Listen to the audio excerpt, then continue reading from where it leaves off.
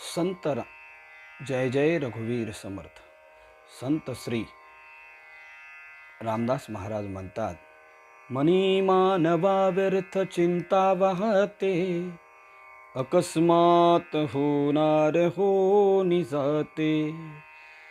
घडे भोगणे सर्व ही करे मयोगे, मती मंदते खेदमानी वियोगे.